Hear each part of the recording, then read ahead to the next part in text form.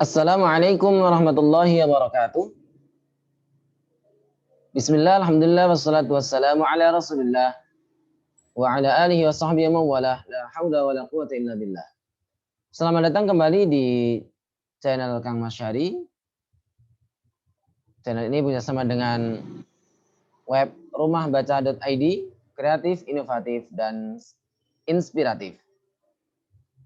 Pada kesempatan kali ini kita akan membahas tentang prinsip-prinsip hukum Islam, atau dengan istilah lain dengan bahasa asas-asas hukum Islam atau kaidah-kaidah hukum Islam. Tapi fokus kita pada kesempatan kali ini yaitu tentang prinsip-prinsip atau dasar-dasar hukum Islam, dalam arti bukan membahas tentang sumber hukum Islam, akan tetapi asas-asas yang menjadi pondasi dalam Islam itu memiliki beberapa dasar yang fundament. Dan ini menjadi tujuan utama daripada syariat Islam atau maqasidus syariah. Di mana tujuan utama yaitu jalbul masalih wa darul mafasid. Mencegah darul mafasid, mencegah kerusakan, dan jalbul masalih mendatangkan kebaikan atau kemaslahatan bagi seluruh umat manusia dan alam sekitarnya. Nah, dalam kesempatan kali ini saya akan mentengahkan ada beberapa prinsip atau asas di dalam hukum Islam. Apa itu asas yang pertama? Secara detail, yang pertama yaitu raf'ul haraj. Raf'un itu mengangkat atau menghilangkan. Rafa'a yarfa'u itu mengangkat, atau kalau dalam konteks ini yaitu menghilangkan. Izalah. Menghilangkan kesulitan. Al-haraj itu kesulitan, kerumitan, kesukaran, dan lain sebagainya. Maksudnya adalah agama Islam ini mudah, karena pada dasarnya manusia itu tidak suka dengan kesulitan, dan ini akan menjadi beban bagi mental maupun fisik. Apalagi dengan pembebanan hukum Islam yang berat, otomatis manusia akan cenderung menolak. Sebenarnya Allah Subhanahu wa taala telah mensyariatkan, mengisyaratkan akan tabiat manusia ini dalam Al-Quran surah Al-Baqarah ayat 286, yang Allah Subhanahu wa taala berfirman, la yukallifullahu nafsan illa wus'aha. Allah tidak membebani seorang melainkan sesuai dengan kesanggupannya. Oleh karena itu, Allah Subhanahu wa taala menetapkan hukum Islam sesuai dengan kadar kemampuan seseorang. Bahkan lebih jauh, jika ada yang tidak sanggup dengan hukum yang telah ditetapkan itu, Allah Subhanahu wa taala memberikan kelonggaran atau keringanan atau rukhsah. Contohnya misalnya orang yang sedang bepergian, sakit, keadaan hamil atau menyusui, boleh tidak berpuasa. Ini berdasarkan firman Allah Subhanahu wa taala dalam surah Al-Baqarah, yang artinya barang siapa yang dalam keadaan sakit atau dalam perjalanan lalu berbuka, maka wajiblah ia berpuasa sebanyak hari yang ditinggalkannya. Yang berikutnya contohnya orang yang tidak kuat berdiri untuk melaksanakan sholat misalnya. Maka ia boleh melaksanakannya dengan duduk. Kalau tidak bisa berduduk, maka berbaring. Kalau tidak bisa berbaring, maka dalam kondisi terlentang dan sebagainya. Nabi Muhammad SAW bersabda, sholatlah kamu dengan berdiri. Jika kamu tidak mampu berdiri, duduklah. Ini kemudahan ini berdasarkan prinsip yang Allah SWT sebutkan dalam surah Al-Baqarah 185, bahwasanya Allah SWT berfirman, yuridu bikumul usra, yuridu bikumul yusra, wala yuridu bikumul usra. Allah SWT menghendaki keringanan untukmu dan bukan menghendaki kesulitan bagimu. Gitu ya. Di dalam surat yang lain Allah SWT berfirman, Al-Hajj ayat 78, Allah SWT berfirman, wa ma ja'ala 'alaikum fid dini min haraj millata abikum Ibrahim. Wa ma ja'ala 'alaikum fid dini min haraj. Dan tidaklah sekalipun Allah SWT menjadikan bagi kalian dalam agama itu suatu kesulitan. Millata abikum Ibrahim. Ini pengejawantahan daripada milah Ibrahim. Jadi baik dari agama samawi, jadi Allah menurunkan agama ini dari Nabi Ibrahim hingga Nabi Muhammad itu tidak ada kesulitan. Artinya apa? Bila mana ada hal yang dirasa sulit, maka muncullah kemudahan. Gitu ya. Raf'ul haraj. Yang ini yang pertama. Kemudian yang kedua yaitu qillatut taklif. Qillatut taklif. Apa itu qillatut taklif? Qillah artinya sedikit, taklif artinya pembebanan. Dalam prinsip qillatut taklif ini disyaratkan bahwa pembebanan syariat itu sebetulnya memang ada karena memang hukum itu sifatnya memberikan beban. Akan tetapi syariat yang diturunkan atau dibebankan itu diterima apa adanya tanpa mempermasalahkannya atau mempertanyakannya yang dapat menimbulkan kesukaran dan pembebanan atas pundak setiap orang mukallaf terhadap kewajiban agama yang diembannya. Ya, dimana kalau semakin kita, jadi kalau misalnya diterima mendapatkan ajaran, mendapatkan perintah tertentu, maka langsung laksanakan saja tanpa banyak bertanya. Semakin banyak kita bertanya, maka akan mendapatkan beban. Artinya apa? Kalau memang itu aslinya ya, hukum Islam yang asli, ya sudah diterima apa adanya, maka akan mudah, akan sedikit beban, akan tidak terlalu banyak beban. Tapi semakin kita banyak bertanya, maka akan menyulitkan kita sendiri. Ini sebagaimana dialami oleh kaum Bani Israel. Ketika permasalahan sapi, disuruh menyembelih sapi, ternyata malah bertanya kriterianya yang bagaimana secara spesifik. Padahal kalau menyembelih apa saja, sapi apa saja, maka akan cukup, begitu ya. Ini Allah SWT berfirman, ya ayyuhalladzina amanu, memperingatkan bagi orang-orang yang beriman, wahai orang yang beriman, la tas'alu, jangan bertanya-tanya, jangan mempertanyakan, jangan bertanya an asya'a, tentang sesuatu. Intub dalakum, jika sesuatu itu diperjelaskan bagi kalian, diberikan penjelasan, tasukum, akan menyulitkan bagi kalian. Ya, menjadikan kalian semakin susah. Ya, jadi memang sebaiknya kita melaksanakan apa yang diperintahkan tanpa banyak bertanya. Semakin banyak bertanya akan semakin menyulitkan. Gitu ya.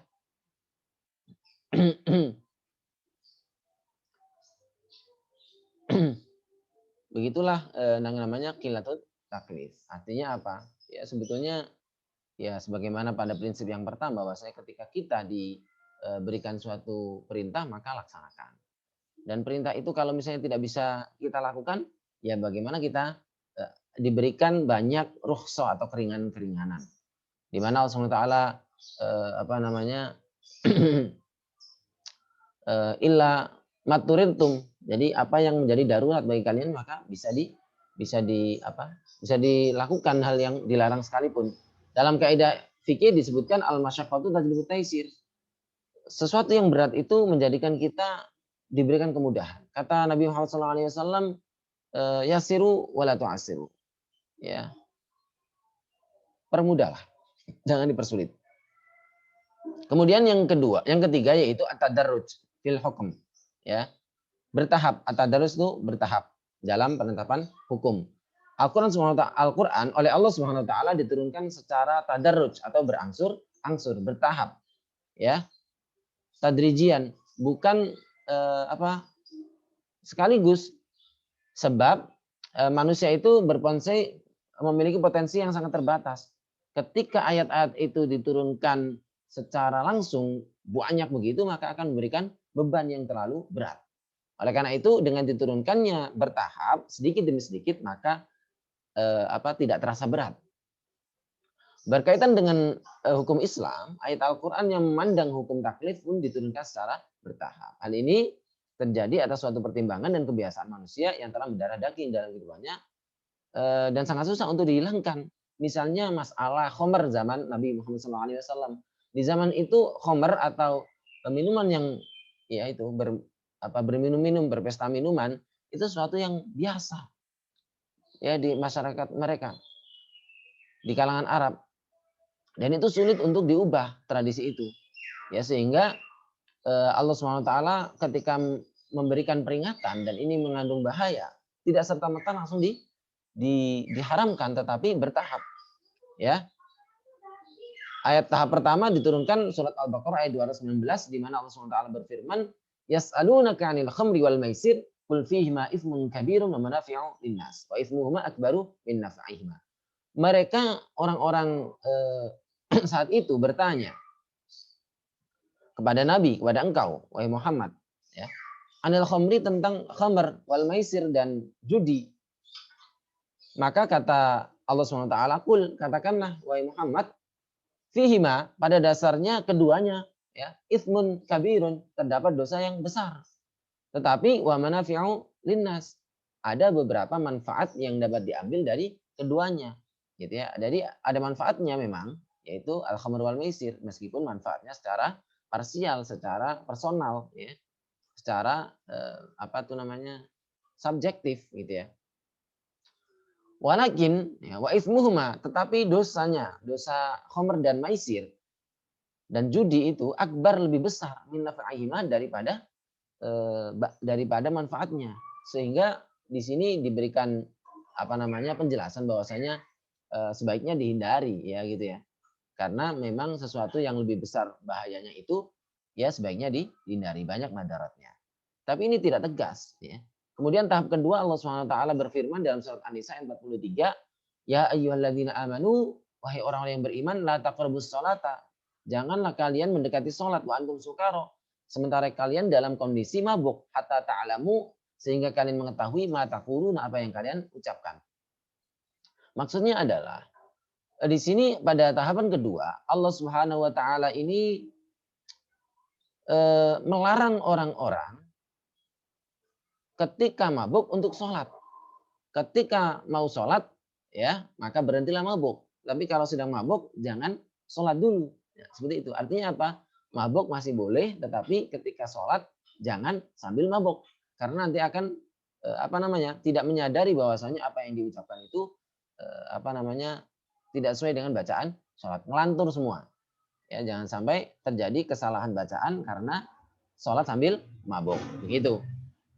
Tapi kalau di luar sholat masih diperbolehkan, meskipun tentunya sudah dijelaskan bahayanya, begitu ya. Dan ayat ini juga belum mengharamkan khamr atau minuman keras yang memabukkan itu. Hanya mengingatkan ketika sholat jangan sambil mabuk. Nah, terakhir, ya, tahap ketiga, diturunkan surat ayat 90 dari surat Al-Maidah. Allah SWT berfirman, ya ayyuhalladzina amanu, wahai orang-orang yang beriman, innamal khamru, sesungguhnya khamr, ya, minuman keras yang memabukkan, wal maisiru, dan judi, wal ansabu, ya, wal ansabu, dan berkorban untuk berhala, wal azlamu, dan mengundi nasib, ya, rijsun, itu perkara yang apa, perkara yang najis, perkara yang buruk, ya, perkara yang dosa, min amali syaitan, dari perbuatan syaitan. Jadi khamr, maisir, ansab, dan azlam itu perbuatan syaitan. Fajtanibuhu, yang harus dihindari. La'allakum, agar kalian tuflihuna, di apa namanya, mendapatkan keberuntungan. Ayat ini secara tegas mengharamkan khamr karena di dalamnya diberikan larangan, ya, secara tegas, dan larangan ini bersifat apa namanya, tegas sehingga berarti haram, gitu ya. Ayat ini diturunkan ketika orang-orang Arab pada waktu itu telah siap secara mental maupun fisik, ya, untuk menerima ketetapan hukum khamar ini, karena mereka sudah dipersiapkan dari awal, ya, bahwasanya ini ada bahayanya, sudah jelas, dan mereka menerima bahwasanya ada bahayanya. Kemudian yang kedua, setelah bahaya terakhir mereka belum bisa meninggalkan, sehingga mereka masih minum minuman keras, ya, tapi ketika dalam sholat mereka disuruh berhenti, ya. Di luar sholat masih jalan saja, nggak apa-apa. Berikutnya kemudian baru diberikan ketegasan bahwasanya oh, ini dihindari dan ini dapat membahayakan, gitu ya. Sehingga ketika orang-orang sudah siap, maka diberikan ketegasan dan ini mereka mudah terima, gitu ya. Dan banyak sekali hukum-hukum yang lain Allah SWT jelaskan bahwasanya intinya prinsipnya adalah tadarruj, bertahap. Ini kalau kita ingin berdakwah, maka yang kita lakukan adalah tadarruj, ya. Meskipun itu suatu hal yang semestinya sudah kewajiban tetapi belum melaksanakan karena memang belum siap gitu ya, maka jangan disampaikan secara tegas. Begitu juga dalam hal larangan ya. Jadi harus pelan-pelan karena manusia itu prinsipnya adalah tidak mau menerima apa yang tidak disukai, begitu ya. Dan yang keempat ya, 1, 2, 3, ya 4, memperhatikan kemaslahatan manusia. Jadi semua hukum Islam itu didasarkan pada apa? Maslahatun nas. Ya, penetapan hukum Islam atas manusia senantiasa mempertimbangkan kemaslahatan manusia. Ya, sesuai dengan kondisi suatu masyarakat. Oleh karena itu, hukum yang ditetapkan akan dapat diterima dengan lapang dada dikarenakan kesesuaian akal ya dengan kenyataan yang ada. Ini berbeda dengan akidah tentunya. Kalau akidah ya terima apa adanya, tapi kalau hukum yang berkaitan dengan amal perbuatan manusia itu kebanyakannya adalah tak mu'allalah, punya alasan tujuan tertentu yang dalam hal ini yaitu untuk mendatangkan kemaslahatan bagi manusia, gitu ya. Maka dalam penetapan hukum ini selalu didasarkan pada 3 sendi pokok. Yang pertama yaitu hukum ditetapkan setelah masyarakat membutuhkan hukum itu. Jadi kalau tidak membutuhkan ya tidak perlu diberi, gitu ya. Yang kedua, hukum ditetapkan oleh suatu kekuasaan yang berhak menetapkan hukum dan memudahkan masyarakat di bawah ketetapannya. Ini kaidah pokok dalam penetapan hukum. Hukum apapun ya. Yang ketiga, hukum-hukum ditetapkan menurut kadar kebutuhan masyarakat dan ini nanti muaranya pada kemaslahatan. Terkait dengan hal ini, Ibnu Qayyim Al-Jauziyah pernah berkata bahwasanya sesungguhnya syariat itu pondasi dan asasnya adalah hikmah dan kemaslahatan bagi hamba, baik dalam kehidupan dunia maupun di akhirat, gitu ya. Sebagai contoh, kiblat yang pada mulanya di Baitul Maqdis, namun setelah 16 bulan lamanya diperintahkan untuk menghadap ke Masjidil Haram. Ya, ini bagian dari kemaslahatan. Begitu juga mengenai hukum wasiat. Pada mulanya hukum wasiat adalah wajib. Kemudian dinasakh dengan ayat-ayat tentang faraid yang terdapat dalam surat An-Nisa ya. Juga dinasakh oleh hadis Nabi tiada wasiat bagi ahli waris. Dan ini tentunya memiliki maslahat. Hampir semua semua hukum setiap hukum di dalam agama Islam ditetapkan berdasarkan kemaslahatan. Nah, tujuan itu bisa jadi kita tidak tahu atau belum tahu, tetapi ada pastinya. Ya. Kemudian yang kelima yaitu iqamatul adalah, mewujudkan keadilan, ya, dan kesetaraan. Jadi parameternya adalah ketakwaan, derajat manusia di mata Allah di hadapan Allah Subhanahu wa taala itu adalah ketakwaan. Jadi jabatan seseorang, tua, muda, kecil, besar, ya, agama bahkan ya kadang-kadang kalau di dalam hukum itu sama. Pada zaman Rasulullah SAW ditunjukkan dalam riwayat yang menceritakan pada suatu ketika ada seorang wanita bangsawan yang telah mencuri dan kaum Quraisy meminta Usama bin Zaid untuk memohonkan ampun kepada Rasul untuk si wanita itu. Seketika itu pula Rasul marah dan berkata, apakah engkau memberikan syafaat bagi orang yang telah menjalankan suatu yang telah menjalankan suatu hak Allah atau seseorang yang telah melampaui batas, ya melanggar ketentuan, sesungguhnya telah binasa orang-orang sebelum kalian lantaran mereka mencuri di antara lantaran ada yang mencuri di antara mereka, ya orang yang berpangkat lalu dibiarkan, ya ini namanya hukum tidak boleh tumpul ke atas tajam ke bawah, begitu ya. Tapi hukum itu berprinsip pada keadilan. Bahkan kata Rasulullah SAW, ya demi Allah, wallahi, lau saraqat Fatimah bintu Rasulillah laqata'tu yadah. Andai kata Fatimah, putriku, putri Nabi Muhammad SAW itu mencuri, pasti aku akan memotong tangannya. Artinya apa? Harus ada prinsip keadilan. Bahkan suatu ketika ada sengketa antara sahabat Nabi dengan seorang Yahudi dan ternyata yang benar adalah Yahudi, maka yang dimenangkan adalah Yahudi yang dibela. Karena yang dibela bukan pangkat dan kedudukan, tetapi adalah keadilan.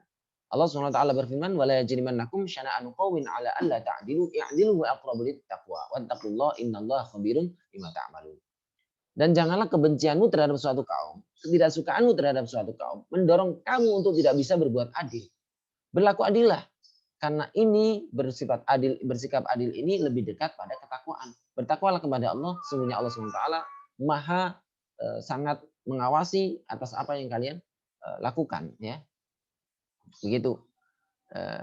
Demikianlah prinsip-prinsip atau asas-asas dalam hukum Islam. Mudah-mudahan dapat dipahami dengan baik. Selanjutnya kita lanjutkan dalam sesi diskusi. Demikian, mudah-mudahan manfaat. Pada kita dengan baca alhamdulillah, alhamdulillahirobbilalamin. Jangan lupa like, ya, jangan lupa like, subscribe, dan share channel ini. Terima kasih. Mudah-mudahan manfaat. Wallahu muwaffiq ila aqwamit thoriq wal 'afwu minkum.